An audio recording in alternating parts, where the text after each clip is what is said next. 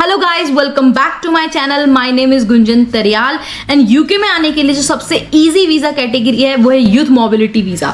Because इसके लिए आपको कुछ भी नहीं करना, जस्ट अपना नाम एक बैलेट सिस्टम में डालना है और अगर आप सिलेक्ट होते हो तो आप आ सकते हो यूके में 2 साल के लिए। 2 साल के लिए आप जॉब कर सकते हो, स्टडी कर सकते हो एंड आपको पूरी तरीके से सारे राइट्स यहाँ पे होते हैं। लेकिन जो आज की वीडियो है इसमें मैं आपको यूथ मोबिलिटी वीजा का प्रोसीजर नहीं बताऊंगी। इसमें मैं आपको मिलाऊंगी एक इंसान से जिन्होंने यूथ मोबिलिटी वीजा के लिए अप्लाई किया था फरवरी में और उनका यूथ मोबिलिटी वीजा आ गया है। वो यूके में पहुंच चुके हैं और रह रहे हैं बर्मिंघम के पास में। तो मैं आज आपको उनसे मिलाती हूँ जिससे कि आप उनके थ्रू सारी डाउट्स जो हैं, जो सारी चीजें हैं वो आपको क्लियर हो सके एंड जो नेक्स्ट बैलेट आएगा उसके लिए आप प्रिपेयर हो सकें कि आपको क्या क्या चीजें करनी है, कि आपको एजेंट की नीड है या नहीं, कितना फंड शो करना है, ये सारी चीजों की क्लैरिटी आपको हो जाएगी। तो चलिए मिलते हैं तरुण चौहान से। Okay, so hi Tarun, how are you?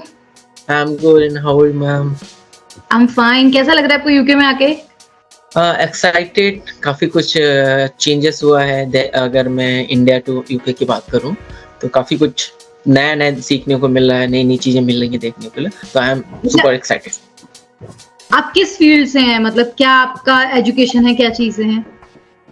मेरी अगर मैं अपनी बैकग्राउंड के करियर की बात करूं तो मेरे पास 5 ईयर का एक्सपीरियंस है हॉस्पिटैलिटी इंडस्ट्री में स्पेशली। एंड अगर मैं स्टडी की बात करूं तो मैंने बीएससी कंप्लीट की है लाइफ साइंस से एंड देन मैंने एमबीए कंप्लीट किया है एचआरएम मार्केटिंग से। एचआर मार्केटिंग से। तो आपने बेसिकली जो आपका फरवरी मार्च वाला वीजा था उसमें अप्लाई किया था, मतलब उस बैलेट में आपने एंटर किया था? हाँ, उसी में फर्स्ट बैलेट आया था तो उसी में मैंने अप्लाई किया था। 28 फेब को इसका फर्स्ट आया था बैलेट। हाँ हाँ। तो आपने जो अप्लाई किया था तो उस टाइम पे आपके क्या क्या डॉक्यूमेंट्स लगे थे?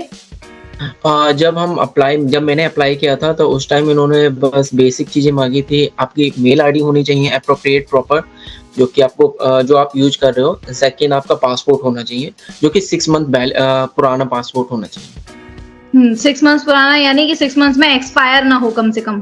6 मंथ्स बाद में एक्सपायर ना हो। Okay okay. तो मतलब उसके अलावा कोई और डॉक्यूमेंट, कोई एजुकेशन, किसी चीज की जरूरत नहीं है? कुछ और कोई भी एजुकेशन या डॉक्यूमेंट्स की किसी की जरूरत नहीं थी। बस आपकी मेल एंड आपका पासपोर्ट का जो पासपोर्ट नंबर होता वो मांगा था। रिमेनिंग और कुछ नहीं आया था इसमें। ओके।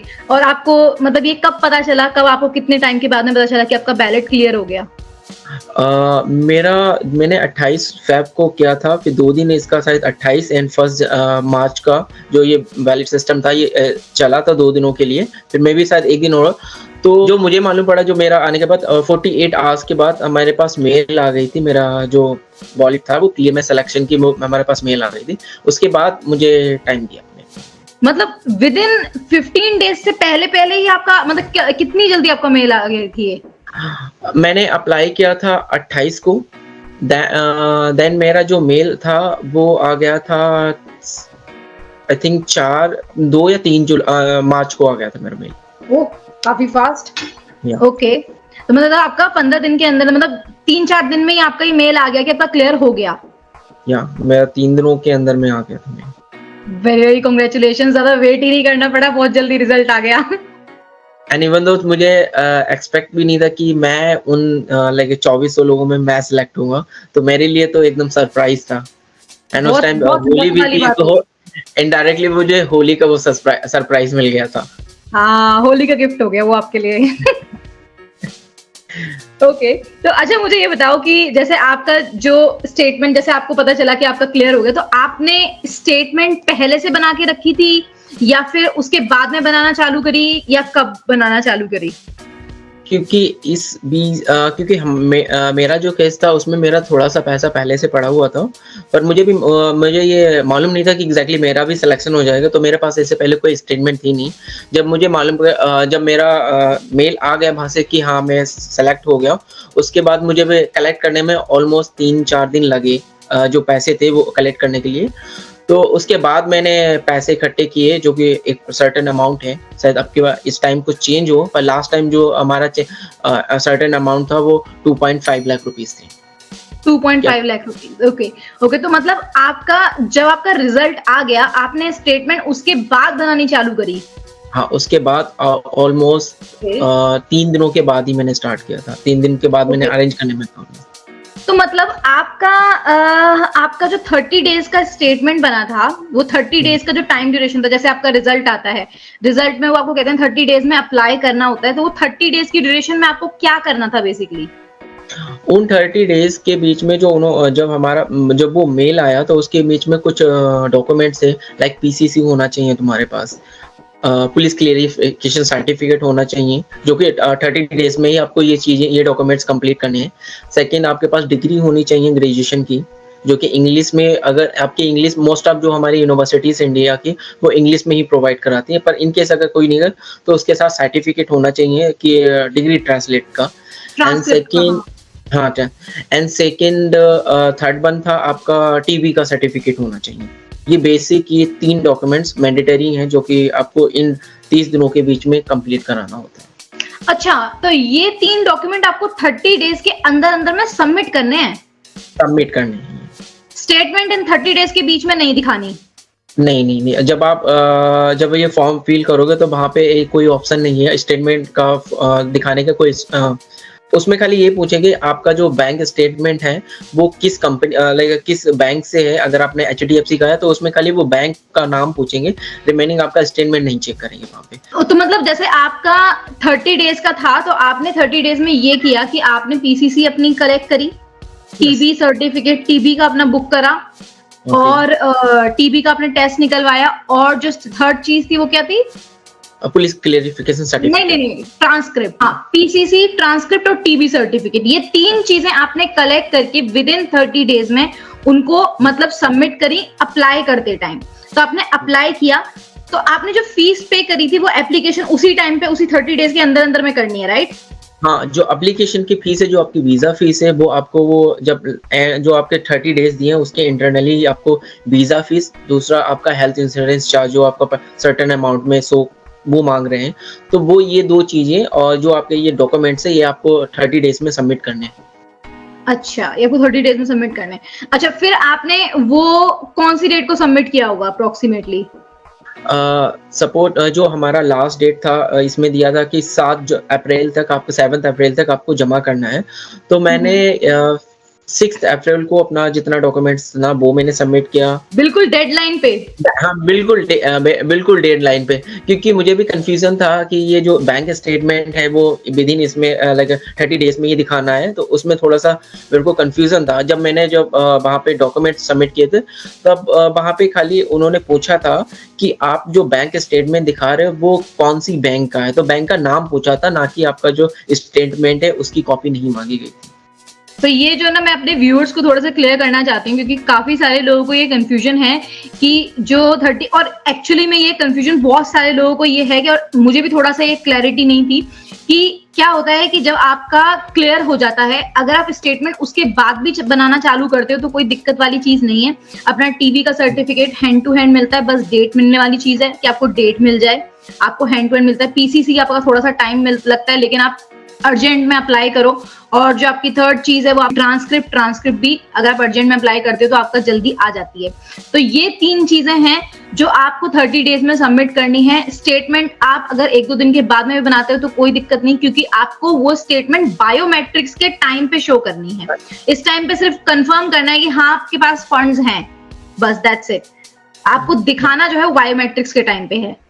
अच्छा, फिर आपका जैसे आपने 6 अप्रैल को सबमिट किया, आपको कब की डेट मिली थी इसके लिए, मतलब बायोमेट्रिक्स के लिए? बायोमेट्रिक का इसमें सिचुएशन ही होती है, अगर सपोज मैंने 6 को, अगर किसी का हुआ 6 को मैंने किया, पर मेरा जो अमाउंट था ना बैंक स्टेटमेंट, उसमें थोड़े से डे कम, ऑलमोस्ट 7 या 4th डे का लेस हो रहे थे कि उसमें कंप्लीट नहीं हो पा रहा था।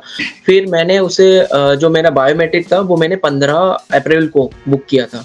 तो डिपेंड है ये बायोमेट्रिक का नेक्स्ट का प्रोसेस हो, तो आप जितनी जल्दी बायोमेट्रिक का जो प्रोसेस है, जो अपॉइंटमेंट बुक करोगे ना, उतनी जल्दी आपका वीजा आपके पास आ जाएगा। सपोर्टेड आपने 15 दिनों के बाद किया तो वो आप डिले हो जाएगा आपका वीजा। तो जितनी जल्दी आपने बायोमेट्रिक का अपॉइंटमेंट लिया उतनी जल्दी आपका रिजल्ट आ जाता है, वहां से वीजा आ जाता है। तो आपने जब बायोमेट्रिक्स के लिए गए थे तो आपसे क्या क्या डॉक्यूमेंट्स आप लेके गए थे, क्या क्या चीजें आपको वहां पे सबमिट करनी पड़ी थी? मैं ओरिजिनल अपना जो टीबी सर्टिफिकेट मिला था। वो भी टीबी सर्टिफिकेट भी आपको हर किसी हॉस्पिटल से नहीं कराना है। मैक्स का हॉस्पिटल है जो कि हुँ, यूके गवर्नमेंट आपको प्रोवाइड कराएगी। उसी हुँ, एड्रेस पे जाके वो आपको सर्टिफिकेट कलेक्ट करना है, लाइक अपना चेक कराना है। एंड सेकंड पीसीसी होना, पुलिस क्लेरिफिकेशन सर्टिफिकेट होना चाहिए। डिग्री आपके पास होना चाहिए। और जो आपने फॉर्म फिल किया है ना, तो उसकी एक आपको पीडीएफ निकालनी होती है यूकेबीआई वेबसाइट से। तो हुँ, हुँ, आपको हुँ। वो एक उसका फॉर्म ले जाना है। एंड आपका मैंडेटरी है जो कि पासपोर्ट बहुत इंपॉर्टेंट है, पासपोर्ट आपके पास होना चाहिए। ये हुँ। बेसिक हमारे पास। एंड बैंक स्टेटमेंट की आपकी 1 दिन पुराना लास्ट, लाइक सपोर्टेड आपने 15 को अपने बायोमेट्रिक की अपॉइंटमेंट लिया है, देन 14 तक की आपकी 14 दिन से 14 से 28 दिन बैक की आपके पास बैंक स्टेटमेंट होनी चाहिए। अच्छा, जो कि मैं बैंक इसमें स्टेटमेंट आपको हाँ, मैं इसमें आपको जो थोड़ा-सा करेक्ट करूँगी सॉरी, सॉरी पहले आप कंप्लीट करो। जो बैंक स्टेटमेंट है वो आपको आपकी जो जिस भी बैंक में जाओगे वहाँ पे आप इज़िली बताओगे जाके मुझे बैंक स्टेटमेंट चाहिए 28 दिन पुरानी, तो वो आपको देंगे। रिमेनिंग उस पे आप ऑनलाइन ना निकालें, डायरेक्ट बैंक में जाइए तो वहाँ पे आपको हाँ, मतलब स्टैम्प लगवाना पड़ेगा। स्टैम्प लगा के वो देते हैं। हुँ। मैं इसमें ना आपको थोड़ा-सा करेक्ट करूँगी। करेक्ट फर्स्टली तो टीबी को लेके आपने बिल्कुल सही बोला है कि टीबी का जो सर्टिफिकेट है वो किसी भी आप हॉस्पिटल से नहीं करा सकते। इसकी जो लिंक है वो मैं आपको डिस्क्रिप्शन में मेंशन करूँगी गाइज़ कि आपको कौन-कौन से हॉस्पिटल से आप करा सकते हो वो आपके और वहाँ पे आपको कॉल करना है, कॉल करके उनको बोलना है कि मुझे टीबी की जो नियरेस्ट डेट है वो मुझे दे दें।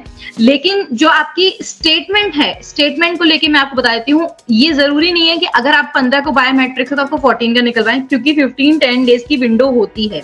मैं ये सजेस्ट करूँगी कि 1 वीक जैसे अगर आपका 15 है, 15 का आपको बायोमेट्रिक्स डेट है तो आप 14, 13, 12, 11, 10 मतलब इन डेज़ में निकलवाओगे तो कोई दिक्कत वाली चीज़ नहीं है। क्योंकि 1 दिन की पुरानी स्टेटमेंट मतलब इतना नहीं हो सकता और जब आप स्टेटमेंट निकलवा रहे हो तो बेटर है कि आप 30 डेज़ की स्टेटमेंट निकलवाओ instead of 28 days. Instead of 28 days आप 30 डेज़ की स्टेटमेंट निकलवाओ। तो ये थोड़ा-सा क्राइटेरिया है। हाँ, उन्होंने ये चीज़ भी सही बोली तरुण ने कि आपको उसको स्टैम्प करवाना पड़ेगा और उसमें 2 चीज़ निकलवानी होती है, बैंक लेटर और बैंक का आपका जो स्टेटमेंट होती है, वो ही लोग निकाल के देंगे, स्टैम्प करके देंगे। तो ये 2 चीज़ें हैं। अच्छा, तरुण मुझे एक बात बताइए कि हुँ। आपको इस प्रोसीजर के लिए लगता है कि किसी एजेंट की नीड है? किसी भी एजेंट की नीड नहीं है, बहुत ही बेसिक, बहुत ही ईज़ी है, स्टेप बाय स्टेप है, लाइक प्रोसेस है, उसी में कंप्लीट हो जाएगा, आपको किसी भी एजेंट की ज़रूरत नहीं पड़ेगी। अच्छा, एंड आपका वीज़ा कब आया? जब मैंने अप्लाई किया उसमें जब आप बायोमेट्रिक अपॉइंटमेंट के लिए जाओगे तो वहाँ पे बहुत सारे सर्विसेज़ के लिए वो अप्रोच करेंगे कि you should take this one. आप कोई सी भी सर्विसेज़ ना लो, बेसिक आप सर्विस लो।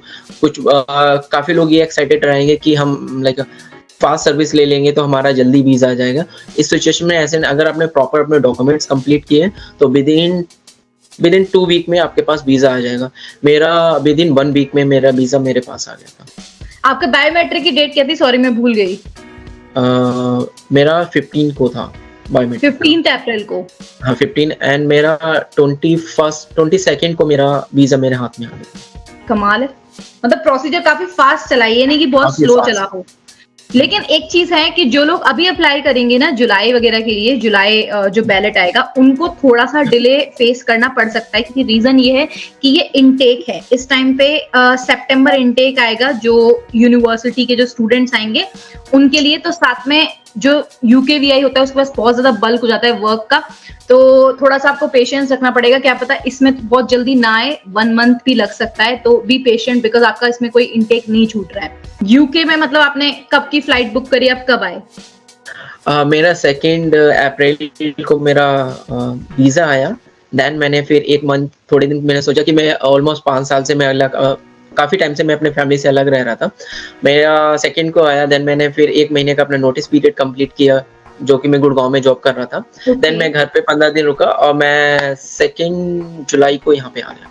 एंड आप मैंने 1 सेकंड महीना जुलाई आए। जब मेरा वीज़ा आया उसके सेकंड डे ही मैंने जो टिकट थी वो मैंने बुक कर ली, क्योंकि इंस्टेंट आप करते हो तो आपको काफ़ी कॉस्टली पड़ जाती है। काफ़ी कॉस्टली इस पड़ता बेसिस है। पे मैंने ऑलमोस्ट 1 एंड हाफ मंथ पहले ही टिकट बुक कर लिया था। ओके, चलो बहुत बहुत कंग्रेचुलेशंस, आपको बहुत बहुत बधाइयाँ हो, आगे के लिए भी गुड लक। बिकॉज अभी तो ये है कि आपको 2 साल मिले हैं, 2 साल मिले हैं, इसमें अगर आप अच्छे से करते हो और कोई भी स्पॉन्सरशिप ले पाते हो, अगर स्पॉन्सरशिप जॉब लेते हो तो आपका जो होता है, ये जो आपको 2 साल मिले हैं, ये आपको 5 साल के लिए स्पॉन्सरशिप मिल जाती है and then you can apply for ILR। But ये एक टफ प्रोसेस है। अभी तो मैं आपको जॉब्स के लिए गुड लक बोलूंगी। तो जब आपका वीजा आता है तो आपको कितने ड्यूरेशन का वीजा आया था, कितने ड्यूरेशन के लिए आपको मतलब आया था कि आपको इतने में ट्रेवल करना है? जो मेरा वीज़ा था उसके पे जो बैंडेज लगी हुई थी ना, उसमें 90 डेज़ का टाइम पीरियड था। जब हमारे पास वीज़ा आ जाता है उसके 90 डेज़ में आपको यूके में आना मैंडेटरी है। अगर उस सिचुएशन में अगर आप नहीं आते हो तो आपका वीज़ा होता है वो रिजेक्ट हो जाता है। तो कोशिश ये कीजिएगा कि जैसे आपकी लाइक सपोर्टेड कि मेरा 2 महीने पहले आ गया था वीज़ा, पर जो मेरा वीज़ा स्टार्ट हो रहा था वो 21 जून से स्टार्ट हो रहा था। तो मैंने 21 जून के बाद आप लाइक विदिन मैं लाइक 10 डेज़ के इंटरनली में आ गया था यहाँ पे। जब मेरा वीज़ा स्टार्ट हुआ उसके 10 दिनों के बीच में ही मैं आ गया था। तो ये मैंडेटरी। हाँ। एंड सेकंड थिंग, जब आप यहाँ पे बीआरपी कार्ड कलेक्ट करते हो तो उसमें आपके प्रॉपर वीज़ा का जो टाइम पीरियड होगा वो वहाँ पे शो होगा। तो काफ़ी लोगों को कन्फ्यूज़न रहता है कि ये कहीं 90 डेज़ का तो नहीं है, या बहुत सारी कन्फ्यूज़न है। तो ये थोड़ा-सा मैं क्लियर करना चाह रहा था। हाँ, क्योंकि एक्चुअल में होता क्या है कि जब आप कोई भी वीजा कैटेगरी के लिए आप अप्लाई करोगे तो आपका जो वीजा होता है वो सिर्फ 3 मंथ्स के लिए होता है। आपको जो वीजा आपका लिखा होता है वो सिर्फ 3 मंथ्स के लिए लिखा होता है, लेकिन आपका वो 3 मंथ्स का वीजा नहीं होता। वो होता है इंटरवल, जिसके अंदर में आपको ट्रैवल करना है, वहां पे पहुंचना है, और उसके आगे का जो पूरा आपका पीरियड का जो वीजा होता है वो आपका BRP होता है, बायोमेट्रिक रेजिडेंस परमिट, जो आपको सिलेक्ट करना होता है। ओके, तो इसमें मेरा एक और क्वेश्चन है कि जब आपने बायोमेट्रिक रेजिडेंस परमिट के लिए फिल किया था तो फॉर्म फिल करते टाइम एक स्पेस ऐसा भी था जहां पे वो ये पूछ रहे थे कि बायोमेट्रिक रेजिडेंस परमिट कहां से कलेक्ट करना है, ठीक है, एप्लीकेशन के टाइम पे, जब वो विदिन 30 डेज। तो आपने क्या फिल किया था और क्या उसमें डेट जानी चाहिए, क्या मतलब क्या एड्रेस जाना चाहिए? रिमेनिंग जब मेरा सिलेक्शन का वहाँ से मेल आ गया तो उसके बीच में मैंने काफ़ी कुछ सर्च फाइंड आउट करना स्टार्ट कर दिया कि मुझे एग्जैक्टली यूके में जाना कहाँ पे। तो आपको 30 डेज़ मिल जाते हैं कि उसके बीच में कहाँ जाना है। तो आप पहले वो एरिया सर्च करें कि लाइक इंग्लैंड जाना है, लाइक लंदन है या बर्मिंघम है या कार्डिफ है, तो उन सिटीज़ को आप पहले फाइंड आउट करो। उसके बाद आप वहाँ मतलब का अपने अकॉर्डिंग आप कोई भी पोस्ट ऑफिस चुन सकते हो जहां से आप कलेक्ट करना है। ओके ओके तरुण, आप अपनी तरफ से कुछ एडवाइस दोगे, कुछ अपनी तरफ से चीजें बताओगे जो मैंने मिस की हो या फिर जो मैं नहीं अभी अभी नहीं गैदर कर पाई हूँ? तो so would you like to tell something? मेरा सभी से यही रिक्वेस्ट है, यही मेरा लाइक कहना है कि ये जो प्रोसेस है ना बहुत ईज़ी है। इसमें बहुत ज़्यादा ग्रांटेड नहीं लेना है कि आप एजेंट के पास चले जाएँ, आप किसी से पूछने लगें कि बहुत सारे पैसे स्पेंड करें, तो ये किसी की ज़रूरत नहीं है। मैम तो बहुत कुछ नॉलेज है, क्योंकि मैंने भी स्टार्टिंग में मैम का ही चैनल पे था, तो उसी से देख के मैम ने काफ़ी मुझे गाइड किया है थ्रू वीडियो। उसके बाद मैंने मैम से कनेक्ट भी किया इंस्टाग्राम पे। एंड ये जो प्रोसेस है ना बहुत ईज़ी है, इसमें लाइक एजेंट के थ्रू नहीं जाना है। और आपको अगर कुछ भी चैनल आइएगा, मैम के चैनल पे ईच एंड एवरीथिंग इन्फॉर्मेशन पड़ी हुई है जो कि बहुत आपको हेल्पफुल मिलेगी। एंड दैट्स इट, मेरा कहना यही है, बहुत ईज़ी है, कोई ज़्यादा घबराने की ज़रूरत नहीं है। प्रमोट कर दिया ये तो हमने मेरा चैनल प्रमोट कर दिया, चलो कोई दिक्कत नहीं है। लेकिन थैंक यू सो मच तरुण, आज का ये जो था ये मैं इसी चीज के रिगार्डिंग बनाना चाहती थी कि सब लोगों को पता चले कि कैसा प्रोसेस होता है, क्या होता है, और जिसने खुद अप्लाई किया है वो अच्छे से जानता है। मतलब मैंने गाइड बहुत सारे लोगों को किया, लेकिन डेफिनेटली मैंने अप्लाई नहीं किया है। तो आप जो है आपने अप्लाई किया है, आपने फेस किया है, तो you would be able to tell better. That is the reason you have come here today. So चलिए ठीक है फिर, good luck to you and see you. Bye, take care. Bye, take care. तो अभी हमने बात की थी तरुण चौहान से, एंड आई होप आपके जो भी डाउट्स थे, जो भी आपकी प्रॉब्लम्स थी, वो सारी चीज़ें आपकी क्लियर हो गई होंगी तरुण की सारी के सारे बातें सुन के। अगर आपको फिर भी कोई डाउट है तो आप मुझे मैसेज कर सकते हैं ऑन इंस्टाग्राम, एंड मैंने तरुण का लिंक भी प्रोवाइड किया है। तरुण को इंस्टाग्राम पे आप रीच करके उनसे कुछ भी क्वेरी पूछ सकते हैं। So this was all in this video and I hope you like this video. अगर आपको पसंद आई हो तो सब्सक्राइब कीजिए, शेयर कीजिए, and see you in the next video.